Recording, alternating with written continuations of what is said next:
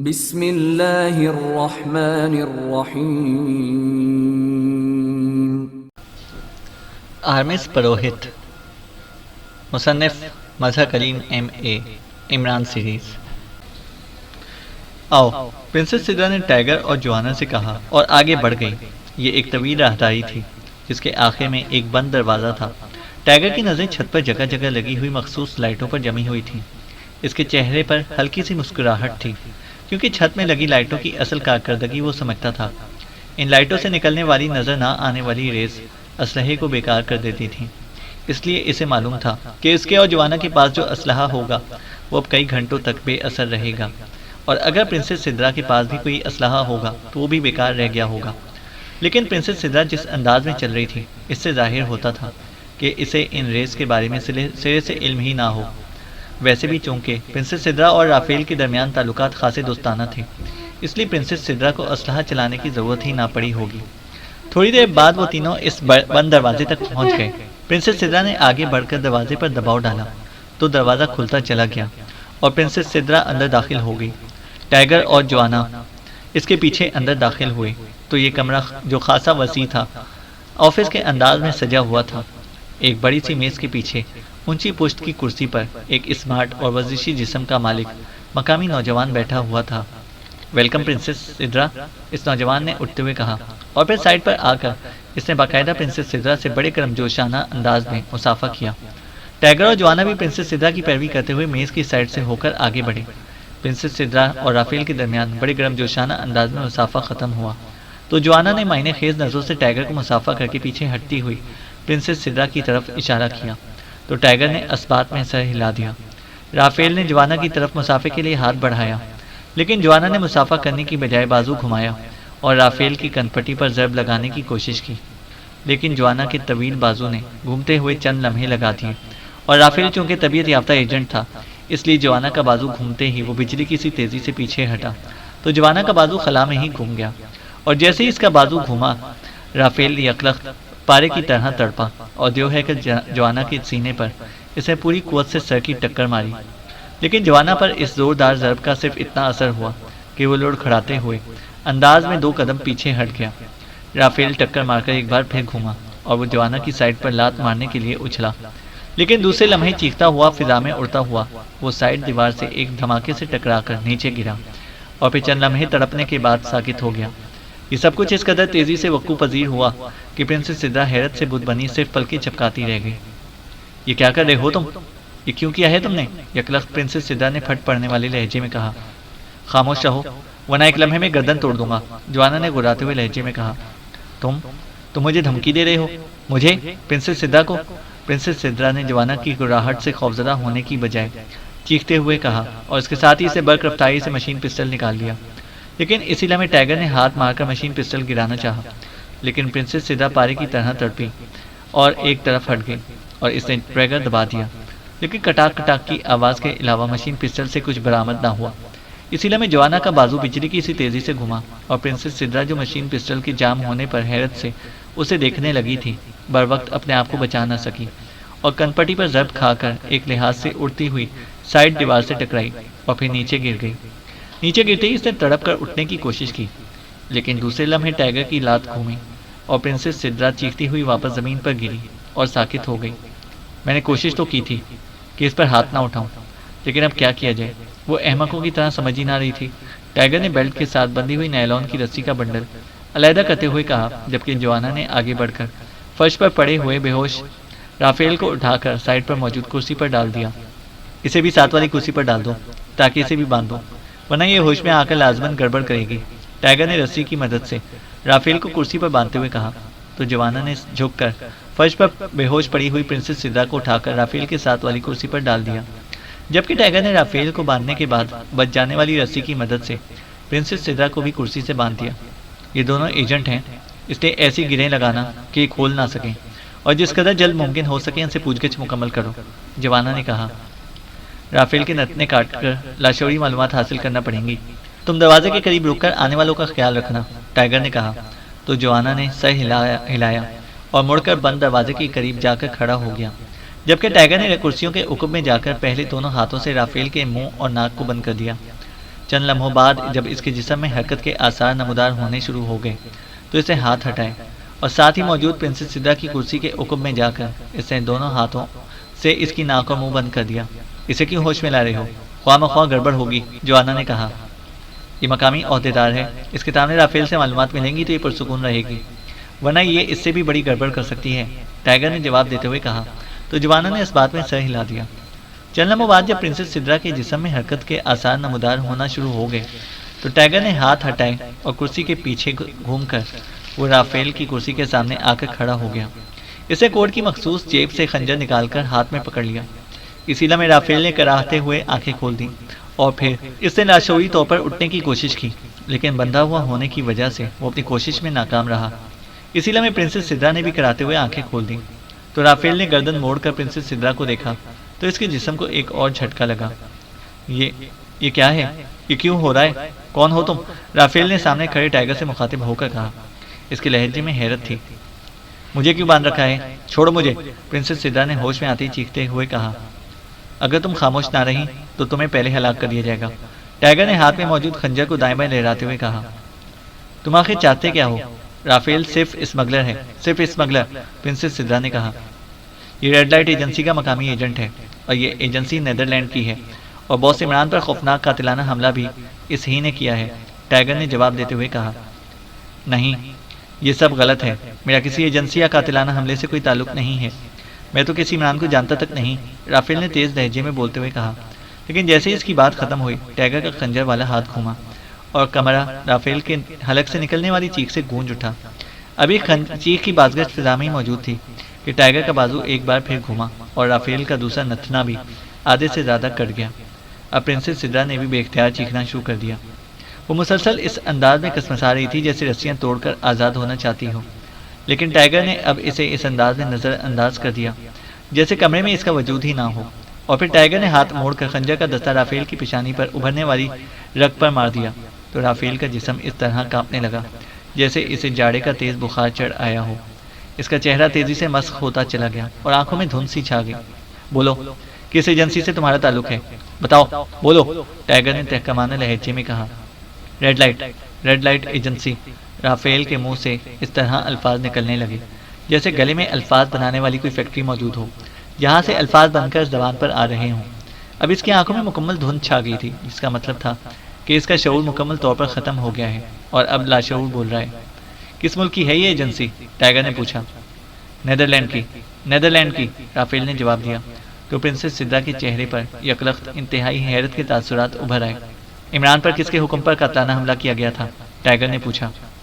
मेरे हुक्म पर, मेरे आदमी ने मिसाइल फायर किया था इसकी कार पर, राफेल ने जवाब देते हुए कहा। क्यों? तुम्हें इमरान से क्या खौफ था? टाइगर ने पूछा। इमरान इंतहाई खतरनाक एजेंट है, इसे रेड लाइट के खुफिया मंसूबों का इल्म हो सकता था जिनका इल्म आज तक मकामी सीक्रेट सर्विस समेत किसी और को नहीं हो सका। इसलिए एजेंसी चीफ ने इसे फौरी तौर पर हलाक करने का हुक्म दिया और ये तय हुआ कि जब इमरान जमाल पाशा से मुलाकात के लिए जाए तो इसे हलाक कर दिया जाए। राफेल अब इस तरह बातें कर रहा था जैसे अपने किसी बॉस को तफसीली रिपोर्ट दे रहा हो। क्या मंसूबे हैं तुम्हारी एजेंसी के? तफसील बताओ, टाइगर ने कहा। यहाँ ऐसे अहराम और मकबरे मौजूद हैं जिनमें सोने और जवाहरात की बड़ी मिकदार दफन है। इनके बारे में यहाँ के हुक्काम को इल्म तक नहीं। हमें इन अहरामों और मकबरों से सोना और जवाहरात निकालने के लिए जदीद तरीन मशीनरी के जरिए रेत में सुरंग लगा रहे थे, राफेल ने जवाब देते हुए कहा तो साथ बैठी प्रिंसेस सिद्रा के होंठ बेख्तियार भींच गए। अब इसकी आंखों में राफेल के लिए नफरत का वाज़ेह इजहार हो रहा था। शायद ये सब कुछ इसके लिए हैरत अंगेज था। कहाँ काम कर रहे हो? तफसील बताओ, टाइगर ने कहा तो राफेल ने तफसील बतानी शुरू कर दी, जबकि प्रिंसेस सिद्रा गौर से ये सब कुछ सुन रही थी। राफेल के मुताबिक किंग एरिया और क्वीन एरिया में 4 अहरामों से सोना निकालने की मुहिम जारी थी, जिसकी मजीद तफसील भी राफेल ने बता दी। यहाँ तुम्हारी एजेंसी का चीफ कौन है? क्या तुम खुद इंचार्ज हो या कोई और है? टाइगर ने पूछा। रॉड्रिक हमारा बॉस है, मैं सुपर एजेंट हूँ, राफेल ने जवाब देते हुए कहा। रॉड्रिक अब कहाँ है? टाइगर ने पूछा। चीफ ने इसे क्रीमिया भिजवा दिया है ताकि वो इमरान के हाथ ना लग सके। मैं चूंकि मकामी हूँ इसलिए मुझ पर किसी को शक नहीं पड़ सकता, इसलिए मैंने यहाँ सारी कार्रवाई की है, राफेल ने जवाब देते हुए कहा। कौन से अहरामों और मकबरों से तुम सोना निकालने के लिए काम कर रहे हो? इस बार साथ बैठी हुई प्रिंसेस सिद्रा ने चीख कर पूछा, लेकिन राफेल ने ना इसकी तरफ मुड़कर देखा और ना ही इसकी बात का जवाब दिया। इसका लाशऊर मेरे तहत आ चुका है, इसलिए सिर्फ मेरी आवाज़ पहचानता है, और मुझे भी तहकमाना अंदाज इसके लिए इस्तेमाल करना पड़ता है ताकि लाशऊर सब कुछ बाहर निकाल दें। तुम पूछो इससे, हमारे मुल्क की दौलत को ये चूहे निकाल कर ले जाना चाहते थे। प्रिंसेस सिद्रा ने चीखते हुए कहा। बताओ कौन से अहरामों और मकबरों से तुम सोना निकालने के लिए काम कर रहे हो? टाइगर ने इस बार राफेल से मुखातिब होकर तहकमाना लहजे में कहा। 4 अहरामों और 2 मकबरे, राफेल ने जवाब दिया, और फिर इसने इन चारों अहरामों और दोनों मकबरों के बारे में तफसील बता दी। ओह वेरी बैड, ये लोग ना जाने कब से ये काम कर रहे हैं। पहले इस जगह का सिलसिला सामने आया था, वो भी ज़मीन में दफन सोना तलाश करने का सिलसिला था, और अब ये सामने आया है। प्रिंसेस सिद्रा ने खुद कलामी के से अंदाज में कहा। कौन जगह? टाइगर ने चौंक कर कहा। वो भी एक मसला है, बाद में बताऊंगी। प्रिंसेस सिद्रा ने कहा तो टाइगर दोबारा राफेल की तरफ मुतवज्जा हो गया। इमरान के बारे में तुमने अपने चीफ को क्या रिपोर्ट दी है? टाइगर ने कहा। यही कि इमरान हलाक कर दिया गया है। हमें मालूम था कि इमरान आसानी से हलाक होने वालों में से नहीं, वो सख्तजान आदमी है, इसलिए हमने इसकी कार पर जो मिसाइल फायर किया, इसमें खुसूसी तौर पर फ्रोजिक रेस इस्तेमाल की गई थी, इसलिए कि अव्वल तो कार के पुर्जे उड़ने के साथ ही इमरान के भी टुकड़े उड़ जाएंगे, लेकिन अगर वो किसी भी तरह फौरी तौर पर हलाक होने से बच गया तो फिर फ्रोजिक रेस की वजह से इसका जिस्म बैरूनी खून को जिस्म में मौजूद खून में जज़ब नहीं करेगा। इस रेस की वजह से इसके जिस्म में मौजूद खून जहरीला हो जाएगा, और इसका हतमी नतीजा यही है कि इमरान बहरहाल हलाक हो जाएगा, और ऐसा ही हुआ होगा। पूरी दुनिया में इसका कोई इलाज हो ही नहीं सकता। इस बार राफेल ने मुसलसल बोलते हुए कहा। सुन लो कि इमरान बच चुका है, दरवाजे के करीब खड़े हुए जवाना ने गुस्सीले लहजे में कहा। इसका शऊर ख़त्म हो चुका है और लाशऊर सिर्फ मेरा हुक्म सुन सकता है, टाइगर ने कहा, और इसके साथ ही इसने हाथ में मौजूद खंजर को पूरी कुव्वत से राफेल की गर्दन में उतार दिया। तो साथ ही कुर्सी पर बैठी हुई प्रिंसेस सिद्रा ने बेख्तियार आंखें बंद कर ली, जबकि राफेल के ख़त्म होने पर टाइगर ने खंजर खींचकर राफेल के गले से निकाला और इसके लिबास से साफ करके इसने इसे वापस जेब में डाल दिया, और फिर कुर्सी के उकुब में जाकर इसने रस्सी खोलना शुरू कर दी और प्रिंसेस सिद्रा को भी रस्सी की गिरफ्त से आज़ाद कर दिया। मैं सोच भी नहीं सकती थी कि राफेल इस मामले में इस हद तक मुलव्विस हो सकता है। आई एम सॉरी, मुझे अब एहसास हो रहा है कि तुम हम लोगों से सदियों आगे हो, प्रिंसेस सिद्रा ने कुर्सी पर से उठते हुए कहा। ये सब अल्लाह ताला का करम है। आपने अब देखा कि राफेल किस तरह यकीन के साथ कह रहा था कि बॉस हलाक हो जाएगा, और वाकई बॉस का खून बैरूनी खून को कबूल ना कर रहा था, लेकिन जैसे ही जोसेफ ने अपने खून के चंद कतरे बॉस के मुंह में डाले तो अल्लाह ताला ने करम कर दिया और बॉस के खून ने बैरूनी खून को कबूल करना शुरू कर दिया। टाइगर ने रस्सी को लपेटकर इसका गुच्छा बनाकर बेल्ट के साथ मुंसलिक करते हुए कहा, तो प्रिंसेस सिद्रा ने असबात में सर हिला दिया। प्रिंसेस सिद्रा अपने चीफ आजम सलार के ऑफिस में दाखिल हुई तो आजम सलार ने मुस्कुराते हुए इसका इस्तकबाल किया। बैठो प्रिंसेस, आजम सलार ने कहा। थैंक्स बॉस, प्रिंसेस सिद्रा ने कहा और मेज़ की दूसरी तरफ मौजूद कुर्सी पर बैठ गई। मुझे रिपोर्ट मिली है कि तुम इमरान के साथियों के साथ अंडरवर्ल्ड में काम करती रही हो, क्या होता रहा है? आजम सलार ने कहा। बॉस, मैं सिर्फ चंद घंटे के साथ रही हूँ, लेकिन मुझे एहसास हुआ है कि हम इनसे बहुत पीछे हैं। ये लोग वाकई बेहद तेज़ हैं, प्रिंसेस सिद्रा ने कहा। हैरत है तुम ये कह रही हो, हालांकि मिस्र की सीक्रेट सर्विस में मेरी नज़रों में तुम सबसे फाल एजेंट हो, आजम सलार ने कहा। आपका शुक्रिया बॉस, लेकिन मैंने इन्हें जिस अंदाज में काम करते देखा है मैं तो हैरान रह गई हूँ, प्रिंसेस सिद्रा ने कहा। क्या हुआ है, तफसील तो बताओ, आजम सलार ने पूछा। तो प्रिंसेस सिद्रा ने अस्पताल जाने और वहाँ इमरान के शागिर्द टाइगर से मुलाकात से लेकर राफेल क्लब जाने और फिर वहाँ होने वाली तमाम कार्रवाई और बातचीत की तफसील बता दी। ये क्या कह रही हो? क्या मतलब? क्या राफेल ने इमरान पर हमला किया था? लेकिन टाइगर को इसका इल्म कैसे हुआ? आजम सलार ने चौंक कर पूछा। ये तो मैंने नहीं पूछा है, अलबत्ता राफेल ने खुद इसका इतराफ़ किया है, और ये बात भी सामने आई है कि राफेल और इसकी एजेंसी दरअसल मिस्र के खिलाफ एक खौफनाक साजिश कर रही है, प्रिंसेस सिद्रा ने कहा। साजिश? कैसी साजिश? आजम सलार ने चौंक कर पूछा। तो प्रिंसेस सिद्रा ने राफेल की बताई हुई तफसील दोहरा दी। ओह ओह, वेरी बैड, फिर इस सिलसिले में तुमने क्या किया है? आजम सलार ने इंतहाई परेशान लहजे में कहा। मैंने डेजर्ट सिक्योरिटी के चीफ कमांडर मरावी को फ़ोन करके पूरी तफसील बता दी थी ताकि वह इन अहरामों और मकबरों की हिफाजत कर सके, प्रिंसेस सिद्रा ने कहा। कितना वक्त हो गया है तुम्हें इतला दिए हुए? आजम सलार ने कहा। 3-4 घंटे तो हो चुके हैं, प्रिंसेस सिद्रा ने कहा। तो आजम सलार ने फ़ोन का रिसीवर उठाया और यके बाद दीगरे 2 नंबर प्रेस कर दिए। यस सर, दूसरी तरफ से फ़ोन सेक्रेटरी की मौदमाना आवाज़ सुनाई दी। डीएस के चीफ कमांडर मरावी से बात कराओ, आजम सलार ने कहा। यस सर, दूसरी तरफ से कहा गया। तो आजम सलार ने रिसीवर रख दिया। चंद लम्हों बाद फ़ोन की घंटी बज उठी और आजम सलार ने रिसीवर उठा लिया। यस, आजम सलार ने कहा। कमांडर मरावी से बात कीजिए। दूसरी तरफ से सेक्रेटरी की मौदबाना आवाज़ सुनाई दी। हेलो, आजम सलार बोल रहा हूँ, आजम सलार ने कहा। यस सर, मैं मरावी बोल रहा हूँ। दूसरी तरफ से एक मर्दाना आवाज़ सुनाई दी। कमांडर मरावी साहब, प्रिंसेस सिद्धा ने आपको मालूमात मुहैया की थी, इस सिलसिले में क्या कार्रवाई की है आपने? आजम सलार ने कहा। जनाब, प्रिंसेस सिद्धा ने इंतहाई अहम मालूमात मुहैया की हैं। हमने 25 अफराद गिरफ्तार कर लिए हैं और इंतहाई जदीद और कीमती मशीनरी जो रेत में सुरंग लगाने के लिए मंगवाई गई थी और जिसे इस्तेमाल भी किया जा रहा था, वो सब कुछ हमने जब्त कर लिया है। इनके 4 ऑफिस भी ट्रेस हुए हैं, इनको भी सील्ड कर दिया गया है। इनका सबसे अहम आदमी रॉड्रिक एक्रीमिया फरार हो चुका है, जबकि दूसरा आदमी राफेल अपने क्लब के ऑफिस में हलाक हो चुका है। कमांडर मरावी ने तफसील से बात करते हुए कहा। आप इस पूरे ग्रोह को इनकी जड़ों से उखाड़ फेंकें। वैसे आप सहरा में इन अहरामों और मकबरों की सिक्योरिटी सख्त कर दें। अगर प्रिंसेस सिद्धा आपको मालूमात मुहैया ना करती तो ये लोग मुल्क की इंतहाई कीमती तारीखी दौलत उड़ा ले जाते और ये आपकी सिक्योरिटी की नाकामी होती। इसलिए अब आपके पास आखिरी चांस है कि आप अपनी सिक्योरिटी मजीद बढ़ाएं, आजम सलार ने तहकमाना लहजे में कहा, क्योंकि वो सीक्रेट सर्विस का चीफ था। यस सर, दूसरी तरफ से कहा गया तो आजम सलार ने रिसीवर रख दिया। इस जैगर की लाश मिली थी, उस सिलसिले में कुछ मालूमात मिली हैं। वो मशीन जो मदफून खजाने ट्रेस कर लेती है, इसके बारे में कुछ मालूम हुआ? आजम सलार ने सामने बैठी प्रिंसेस सिद्धा से मुखातिब होकर कहा। मैंने टाइगर से इस मामले को डिस्कस किया है, इसका कहना है कि वो जल्द ही इसका सुराग लगा लेगा। प्रिंसेस सिद्धा ने कहा। टाइगर सुराग लगाएगा? वो कैसे सुराग लगाएगा? वो तो गैर मुल्की है। ये काम तुम्हारा है प्रिंसेस, और तुमने ये काम इस पर छोड़ दिया। आजम सलार ने कदर नाराज लहजे में कहा। मैंने अपने सेक्शन को इस पर लगाया हुआ है, लेकिन अभी तक कुछ मालूम नहीं हो सका, जबकि मुझे 100% यकीन है कि टाइगर बहुत जल्द इसकी मशीन तक पहुंच जाएगा। ये आदमी बेहद ज़हीन, तेज, होशियार और फाल है। प्रिंसेस सिद्धा ने जिस लहजे में टाइगर की तारीफ शुरू की, इस लहजे पर आजम सलार बेख्तियार मुस्कुरा दिया। लगता है तुम हमें छोड़कर पाकिस्तान जाने के लिए पर तोल रही हो, आजम सलार ने कहा। तो प्रिंसेस सिद्धा बेख्तियार चौंक पड़ी। मैं पाकिस्तान जाने के लिए? क्या मतलब हुआ? प्रिंसेस सिद्धा ने कहा। जिस अंदाज और लहजे में तुम टाइगर की तारीफें कर रही हो, इससे मुझे लगता था कि तुम टाइगर को दिल दे चुकी हो और अब इससे शादी करके पाकिस्तान चली जाओगी, आजम सलार ने कहा। तो प्रिंसेस सिद्रा बेख्तियार हंस पड़ी। ये पाकिस्तानी होते ही ऐसे हैं। पहले इमरान से मुलाकात हुई तो इसने अपनी खुसूसियात से मुझे अपनी तरफ मुतवज्जा कर लिया। फिर इसके शागिर्द टाइगर से मुलाकात हुई तो इसकी खुसूसियात ने मुझे इसकी तारीफ करने पर मजबूर कर दिया। प्रिंसेस सिद्रा ने मुस्कुराते हुए जवाब दिया। क्या तुमने इन दोनों या किसी एक के दिल में अपने लिए भी कोई दिलचस्पी महसूस की है? आखिर तुम इसी हुस्न की नुमाइंदा हो, आजम सलार ने कहा। तो प्रिंसेस सिद्रा ने बेख्तियार एक तवील सांस लिया। यही तो हैरत अंगेज बात है चीफ, ये लोग न जाने किस मिट्टी के बने हुए हैं।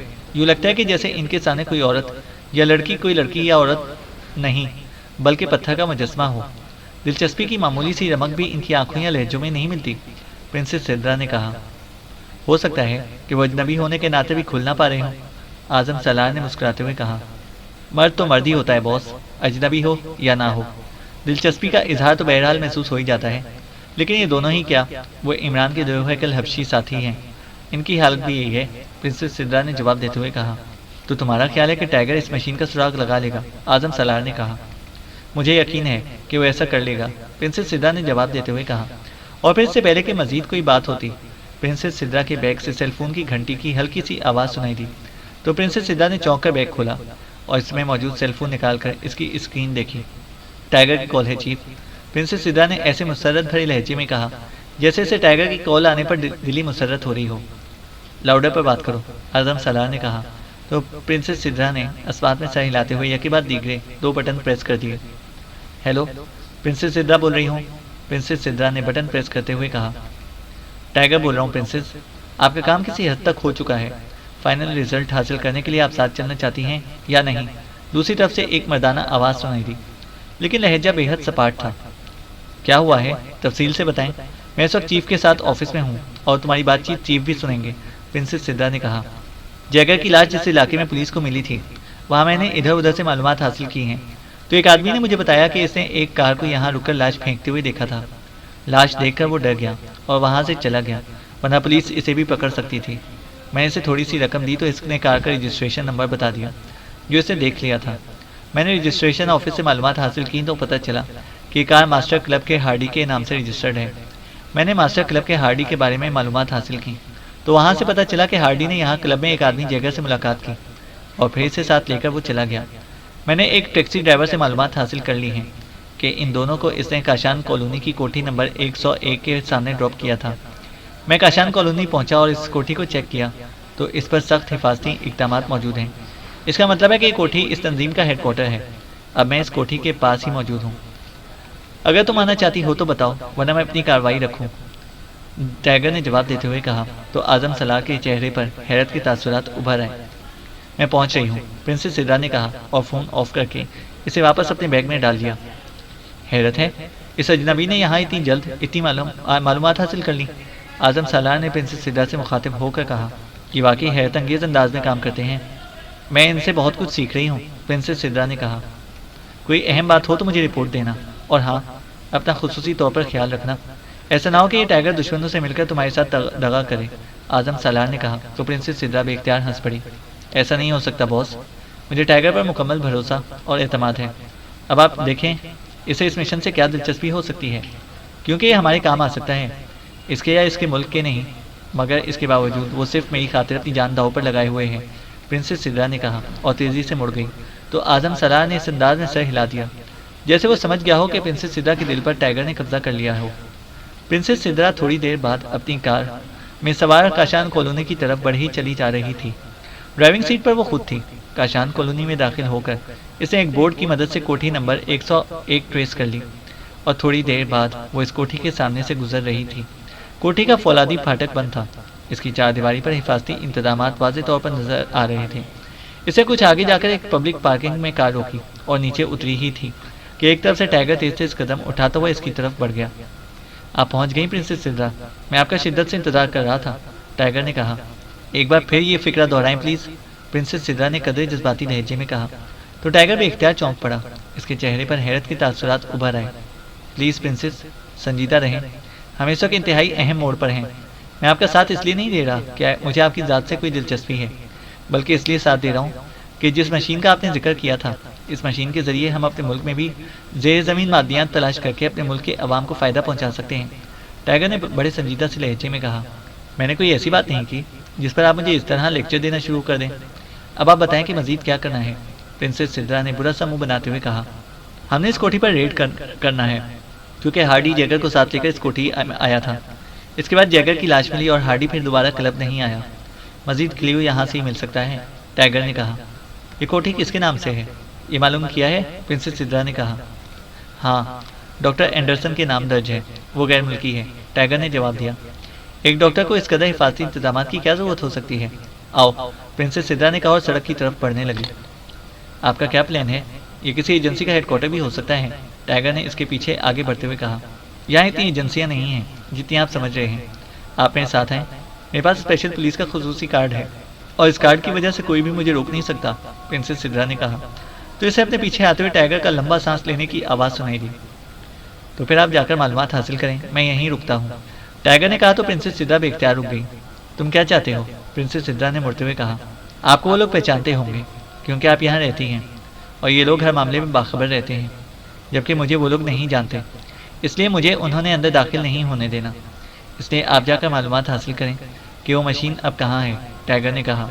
तो तुम्हें मेरे प्लान से इख्तिलाफ है, लेकिन फिर तुम अंदर कैसे दाखिल होगे, कोई रास्ता है तुम्हारी नज़र में, प्रिंसेस सिद्रा ने कहा। मैं अकेला तो किसी ना किसी रास्ते से चला जाता, लेकिन बहरहाल ठीक है, आए, आप स्पेशल पुलिस के ऑफिसर हैं और मैं आपका नायब। डॉक्टर एंडरसन से मुलाकात हो जाए तो फिर देखा जाएगा, टाइगर ने कहा। तो प्रिंसेस सिद्रा ने अस्बात में सर हिला दिया।